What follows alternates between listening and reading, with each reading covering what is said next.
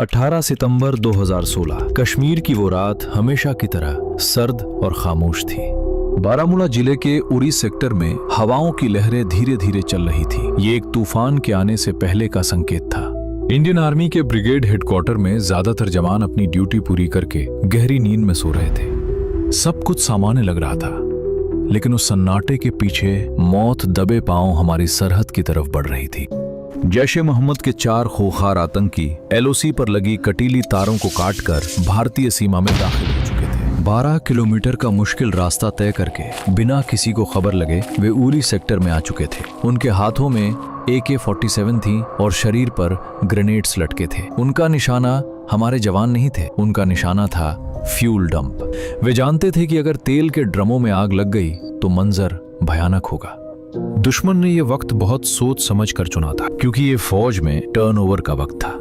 यानी डोगरा रेजिमेंट की टुकड़ी अपनी ड्यूटी पूरी करके वापस जा रही थी और बिहार रेजिमेंट नया चार्ज लेने आई थी। इस वजह से बेस पर भीड़ ज्यादा थी और कई जवान कैनवस के अस्थायी टेंटों में गहरी नींद में सो रहे थे। वे बेखबर थे कि ये उनकी आखिरी नींद होने वाली है। घड़ी में सुबह के 5:30 हुए थे। अचानक एक ग्रेनेड की पिन निकली और उरी का वो कैंप एक जोरदार धमाके से गूंज उठा। अगले 3 मिनट, सिर्फ 3 मिनट के अंदर आतंकियों ने लगातार 17 ग्रेनेड्स फेंके। फ्यूल डिपो में आग लग गई। 200 से 200 लीटर के तेल के बैरल्स बम की तरह फटने लगे। जो जवान टेंट्स में सो रहे थे उन्हें संभलने का मौका तक नहीं मिला। वे आग के दरिया में घिर चुके थे। उसी अफरा तफरी में डोगरा रेजिमेंट के एक 19 साल के बहादुर जवान ने आतंकियों को देख लिया। उसने बैकअप का इंतजार नहीं किया। उसने अपनी बंदूक उठाई और अकेले ही उन दरिंदों से भिड़ गया। उसने एक आतंकी को वहीं ढेर कर दिया, लेकिन देश की हिफाजत करते करते वो खुद भी शहादत को गले लगा गया। बाकी बचे 3 आतंकी भागकर एक बैरक में छिप गए। अगले 6 घंटे तक गोलियां चलती रहीं। 4 आतंकी मारे गए, लेकिन तब तक बहुत देर हो चुकी थी। जब धुआं छटा तो मंजर खौफनाक था। 17 जवान तो नींद में ही जलकर शहीद हो गए थे। कुल मिलाकर 19 जवान शहीद हुए और 30 बुरी तरह घायल। ये भारतीय सेना पर हुआ अब तक का सबसे बड़ा और कायराना हमला था।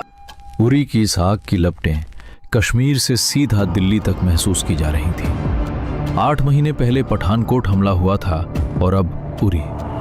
पूरा देश गुस्से में उबल रहा था। हर न्यूज चैनल, हर अखबार, हर हिंदुस्तानी की जुबान पर बस एक ही सवाल था, कब तक? आखिर कब तक हम अपने बेटों की लाशें उठाएंगे? प्रधानमंत्री नरेंद्र मोदी, NSA अजीत डोभाल और आर्मी चीफ दलबीर सिंह सुहाग ने एक हाई लेवल इमरजेंसी मीटिंग बुलाई। मीटिंग में तय किया गया कि इस बार भारत अपने जवानों की शहादत का बदला सीमा पार जाकर दुश्मनों को मौत की नींद सुला कर लेगा। जैसे ही सरकार का ये फैसला हुआ, रक्षा मंत्री मनोहर पारिकर तुरंत श्रीनगर पहुंचे। वहां उनकी मुलाकात Kashmir core commander lieutenant general Satish दुआ से हुई। जनरल की आंखों में आंसू थे, लेकिन ये आंसू नहीं, बदले की आग थी। उन्होंने पारिकर से कहा, सर बस हाँ कर दीजिए, उसके बाद हम सीमा पार जाकर दुश्मनों का वो हाल करेंगे जो उन्होंने सोचा भी नहीं होगा। मनोहर पारिकर ने एक शर्त रखी, जाओ, लेकिन वहां किसी आम नागरिक को खरोंच नहीं आनी चाहिए और मेरा कोई भी जवान शहीद नहीं होना चाहिए। जनरल दुआ ने जवाब दिया, सर, नागरिकों की गारंटी ले सकते हैं, पर जंग में सिपाही की जान की गारंटी कोई नहीं ले सकता। पारिकर ने एक पल सोचा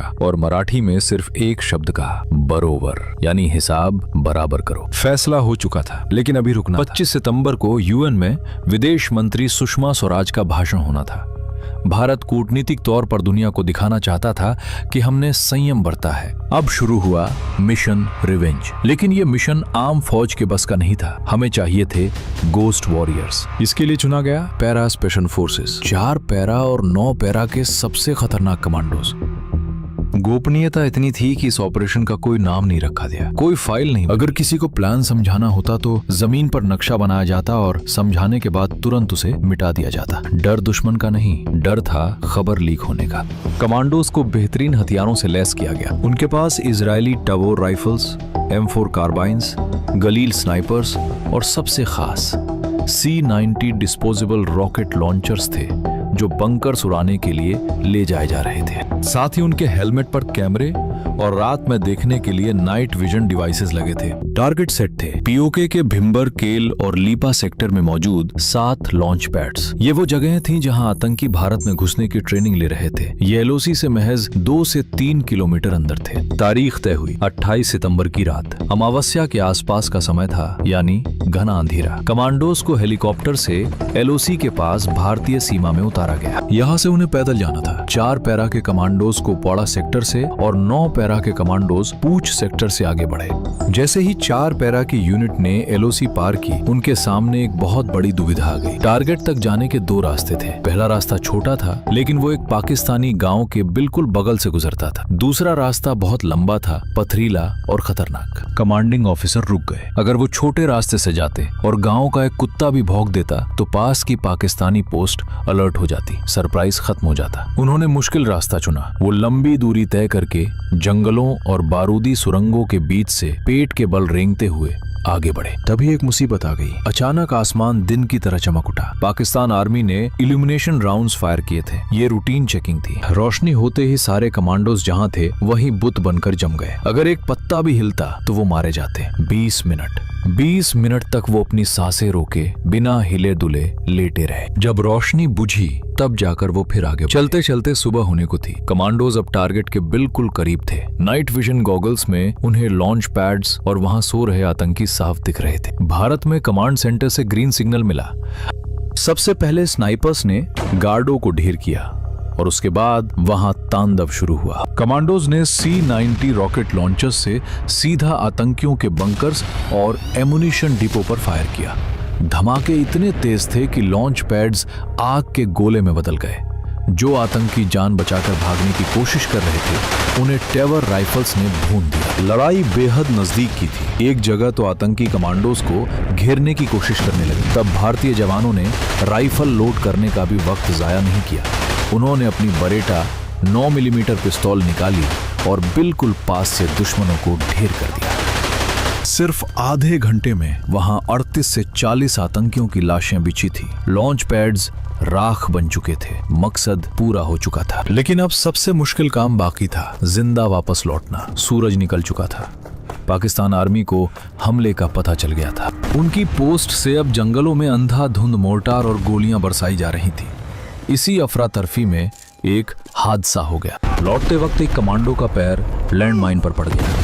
एक जोरदार धमाका हुआ और वो बुरी तरह घायल हो गई। लेकिन स्पेशल फोर्सेस का नियम है नो मैन लेफ्ट बिहाइंड। कोई साथी पीछे नहीं छूटेगा। दुश्मन की गोलियां सर से गुजर रही थी, लेकिन साथी जवानों ने घायल कमांडो को कंधे पर उठाया और दौड़ना जारी रखा। उन्हें बचाने के लिए एलओसी के इस पार से भारतीय सेना ने हैवी मशीन गन्स HMG से कवरिंग फायर देना शुरू किया। गोलियों की इस दीवार की आड़ में हमारे घोस्ट वॉरियर्स सुरक्षित वापस लौट आए। बाद में सैटेलाइट तस्वीरों ने पुष्टि की कि इस हमले में 38 से 40 आतंकी मारे गए थे और उनके लॉन्च पैड्स पूरी तरह खाक हो चुके थे। 29 सितंबर को DGMO lieutenant general Ranbir Singh ने दुनिया के सामने आकर सीना ठोक कर कहा, the Indian army conducted surgical strikes last night. भारतीय सेना ने कल रात सर्जिकल स्ट्राइक की है। भारत ने छिपाने की कोशिश नहीं की।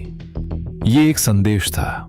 उन 19 शहीदों का बदला ले लिया गया था।